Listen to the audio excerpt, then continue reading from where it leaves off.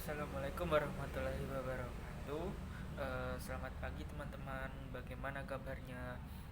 Apakah hari ini ada yang tidak masuk? Pada pertemuan kali ini kita akan membahas materi kelas 12 tentang pasar bebas. Sebelumnya saya ingin bertanya, apakah teman-teman tahu tentang pasar bebas? Apa itu pasar bebas?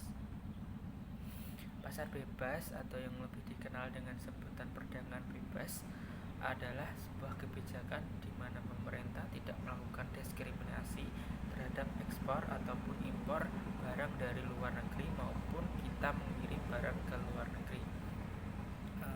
Perdagangan bebas dapat dicontohkan oleh beberapa organisasi pertumbuhan ekonomi diantaranya seperti AFTA, Uni Eropa ataupun MEA. Perdagangan bebas umumnya mempromosikan hal-hal berikut ini. Yang pertama, perdagangan bebas berupa barang dan jasa, termasuk tarif ataupun hambatan perdagangan lainnya itu tanpa pajak.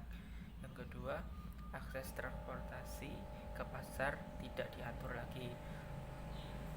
Yang ketiga, akses informasi pasar yang tidak diatur. Salah satu tujuan dari perdagangan bebas adalah mengurangi biaya administrasi atau mengurangi biaya tambahan seperti pajak, tarif, bea cukai, dan lain-lain. Suatu negara jika melakukan hubungan kerjasama baik bilateral maupun multilateral, tujuannya untuk membebaskan pajak ataupun biaya yang diharapkan bisa mengurangi harga nantinya pada target ataupun konsumen. Sisi positif jika kita melakukan pasar bebas ataupun negara melakukan kebijakan pasar bebas, yang diantaranya sisi positifnya bisa menambahkan devisa negara karena meningkatnya jumlah barang yang masuk ke dalam negeri sehingga mampu meningkatkan perekonomian.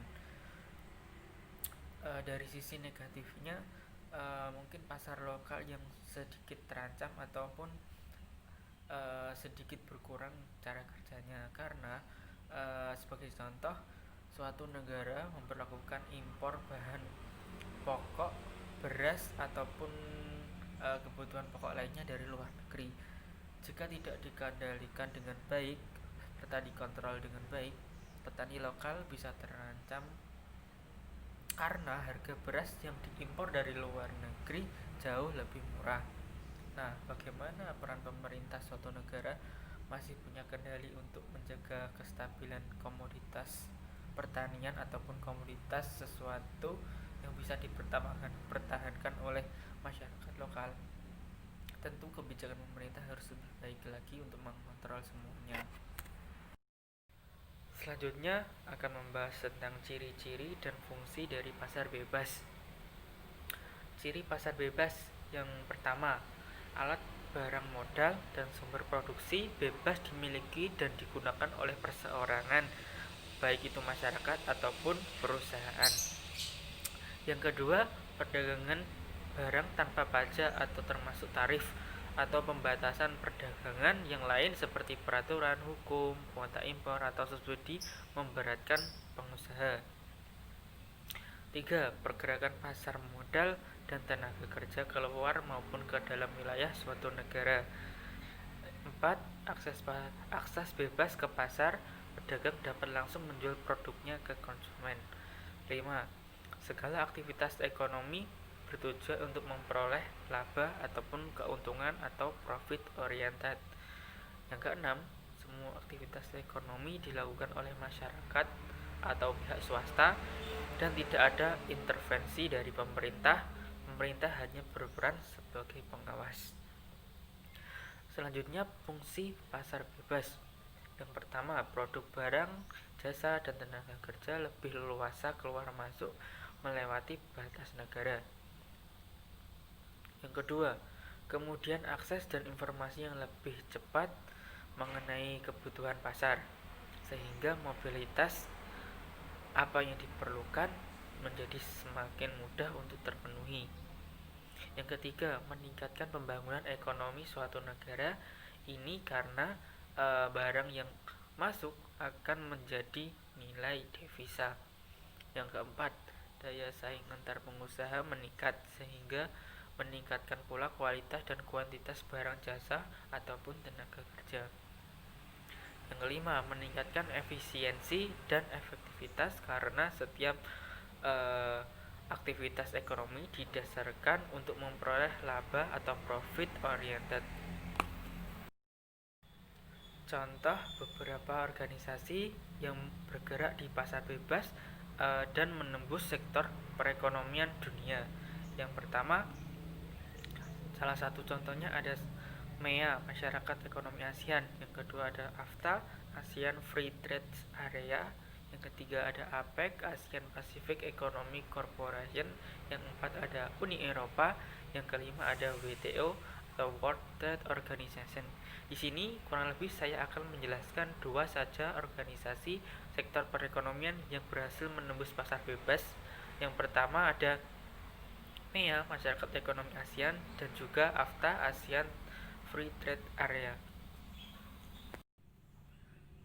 Yang pertama, contoh organisasi yang bergerak di pasar bebas yang menembus perekonomian dunia, bergerak di perekonomian dunia. Yang pertama, salah satu contohnya adalah MEA atau Masyarakat Ekonomi ASEAN. Latar belakang berdirinya Masyarakat Ekonomi ASEAN. Masyarakat Ekonomi ASEAN atau yang biasa disingkat dengan MEA, secara singkatnya bisa diartikan sebagai integrasi ekonomi ASEAN atau Asia Tenggara, yang artinya sebuah negara-negara yang berada di kawasan Asia Tenggara menerapkan sistem perdagangan bebas. Kurang lebih sekitar 2 dekade yang lalu, tepatnya Desember 1997, ketika KTT ASEAN yang diselenggarakan di kota Kuala Lumpur, Malaysia, disepakati oleh negara peserta dengan adanya ASEAN Vision 2020 yang intinya menitikberatkan pada pembentukan kawasan ASEAN yang stabil, makmur, dan juga kompetitif. Dengan pertumbuhan ekonomi yang adil serta merata, sehingga dapat mengurangi kemiskinan dan juga kesenjangan sosial bagi masyarakat, terutamanya untuk warga negara di dunia, terlebih khusus untuk negara-negara di ASEAN. Pada bulan Oktober 2003, ketika KTT ASEAN di Bali, Indonesia menyatakan bahwa Masyarakat Ekonomi ASEAN atau MEA menjadi tujuan dari integrasi ekonomi regional di kawasan Asia Tenggara yang nantinya akan diberlakukan pada tahun 2020. Namun demikian, nyatanya kita mengetahui bahwa tahun 2015 ini merupakan awal tahun diberlakukannya Masyarakat Ekonomi ASEAN. Hal tersebut sesuai dengan deklarasi Cebu yang merupakan salah satu hasil dari KTT ASEAN yang ke-12 pada Januari 2007. Pada KTT tersebut yang merupakan salah satu hasil dari KTT ASEAN yang ke-12, para pemimpin ASEAN bersepakat untuk mengubah ASEAN menjadi daerah yang dengan perdagangan bebas, baik berupa jasa, investasi, tenaga kerja, profesional, dan juga aliran modal ataupun dana yang dibutuhkan. ASEAN Economic Community yang dibentuk dengan misi menjadikan perekonomian di ASEAN atau Asia Tenggara menjadi lebih baik serta mampu bersaing dengan negara-negara yang perekonomiannya jauh lebih maju dibandingkan dengan kondisi negara di ASEAN saat ini. Selain itu, dengan terwujudnya ASEAN Community dalam menjadikan posisi ASEAN menjadi lebih strategis lagi di kancah dunia perdagangan internasional, sehingga terjadi sebuah peningkatan di sektor perekonomian di mana nantinya saling melengkapi di antara para stakeholder atau pemangku kebijakan di bidang ekonomi di negara-negara kawasan Asia Tenggara. Selanjutnya adalah tujuan dari pembentukan MEA Masyarakat Ekonomi ASEAN. Tujuannya pada tahun 2015 yang ingin menghilangkan secara signifikan hambatan-hambatan kegiatan ekonomi lintas kawasan diimplementasikan melalui 4 pilar utama menjadi tujuan pembentukan MEA atau Masyarakat Ekonomi ASEAN.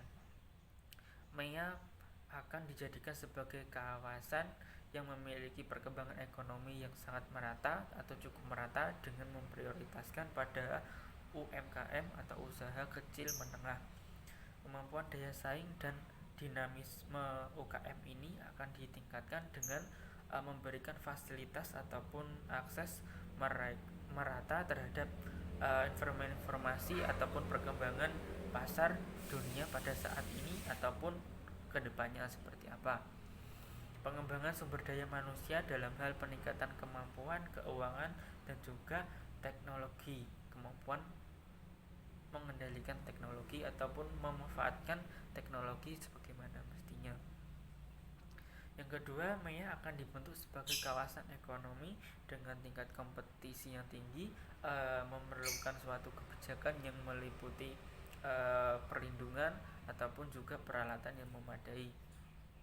Dengan demikian, terciptalah persaingan yang adil untuk melindungi beberapa sistem jaringan konsumen, mencegah pelanggaran terhadap hak cipta, mencegah jaringan transportasi yang efisien, aman, dan terintegrasi, menciptakan dan menghilangkan sistem double taxation atau dan juga bisa meningkatkan perdagangan dengan media elektronik berbasis online agar lebih meningkat lagi.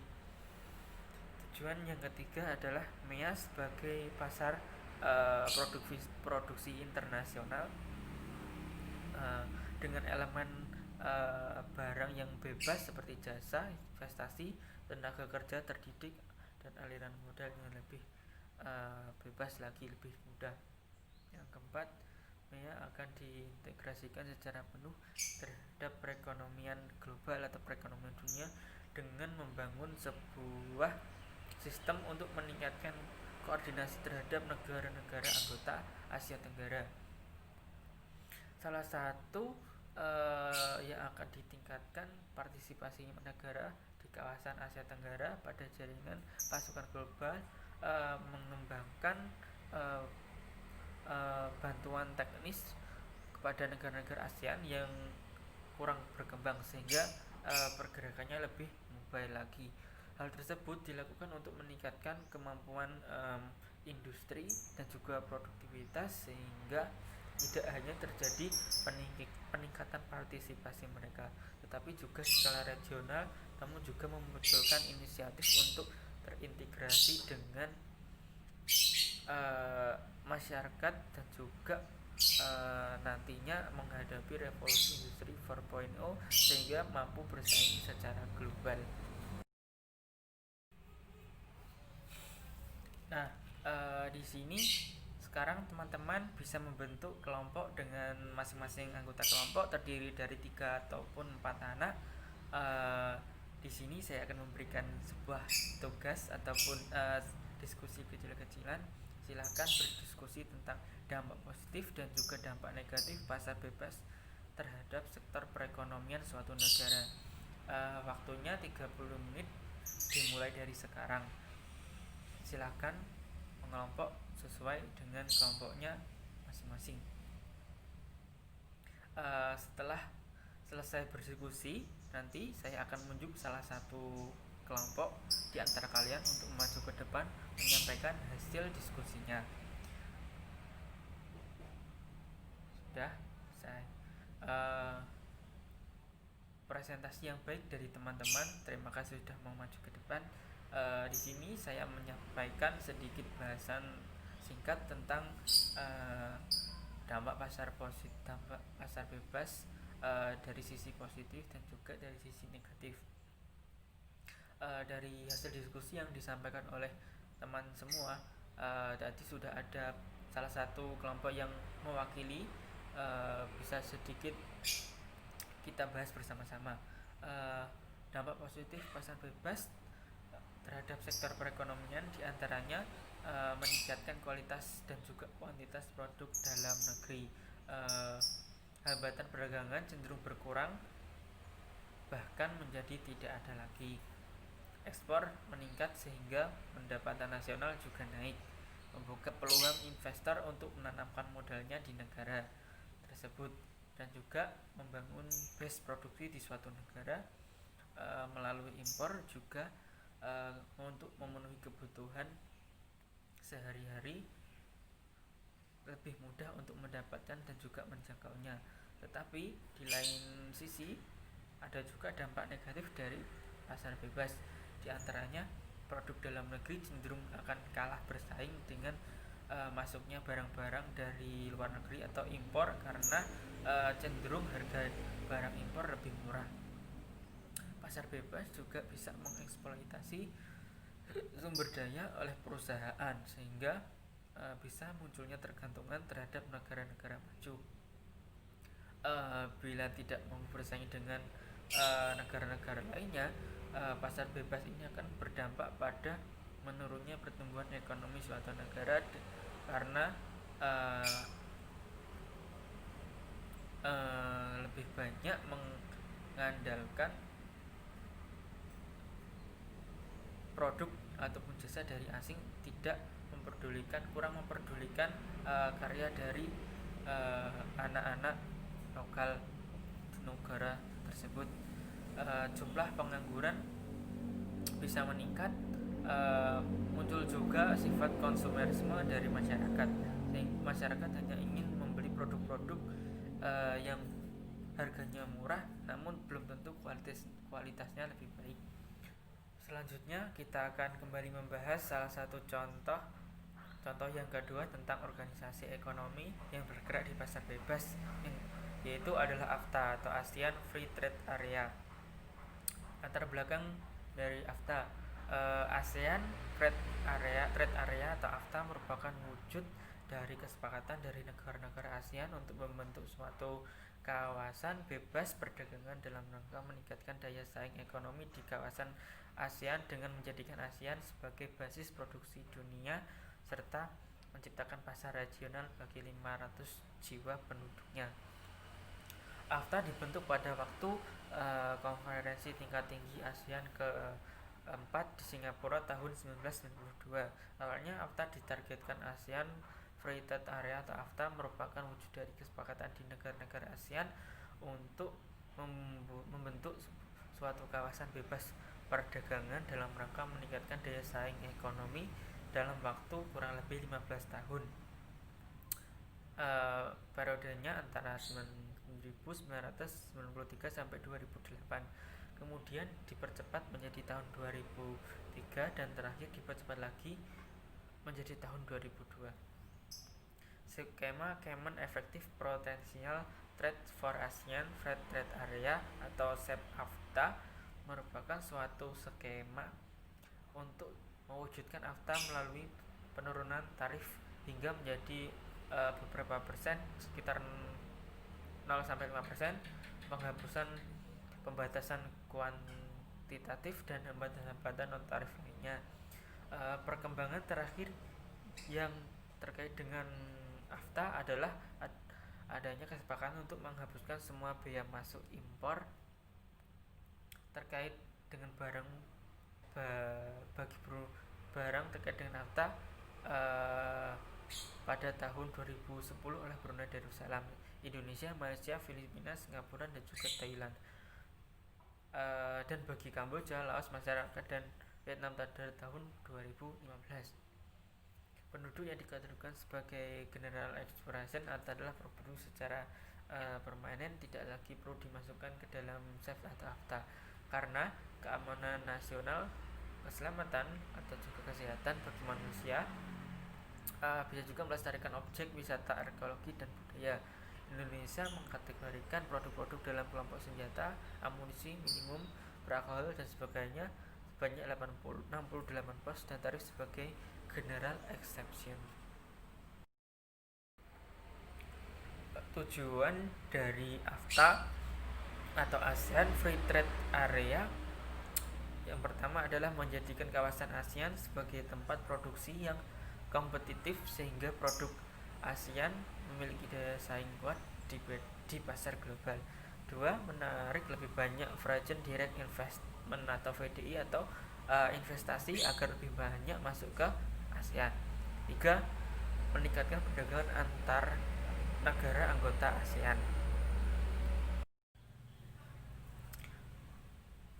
Saya sudah menjelaskan tentang apa itu pasar bebas, tentang definisi, ciri, fungsi, dan juga memberikan 2 contoh organisasi yang bergerak di bidang ekonomian untuk bersaing di pasar bebas global.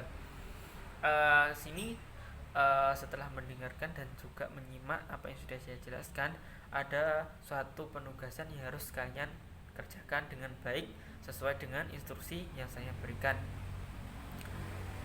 Teman-teman bisa mengeluarkan catatannya untuk mencatat bagaimana langkah-langkah yang harus dilakukan.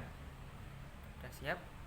Yang pertama, carilah artikel pendukung tentang organisasi perekonomian dalam pasar bebas, khususnya yaitu MEA dan juga AFTA. 2.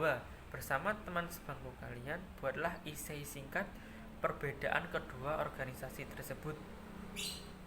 Yang ketiga, kalian diperbolehkan mencari sumber data dari berbagai media, baik itu online ataupun offline. Yang keempat, kalian diperbolehkan menambahkan gambar, grafik sebagai data pendukung. Yang kelima, jika ada yang belum jelas sewaktu waktu kalian bisa menanyakan kepada saya, baik itu melalui personal chat ataupun langsung datang menemui saya. Yang keenam, pada minggu depan salah satu ataupun saya akan menunjuk beberapa dari kalian untuk maju mempresentasikan hasil dari pekerjaan kalian. Terima kasih. Nah, sudahlah sampai akhir pertemuan teman-teman. Untuk teman-teman semua, terima kasih sudah mengikuti pembelajaran daring kali ini dari awal sampai akhir.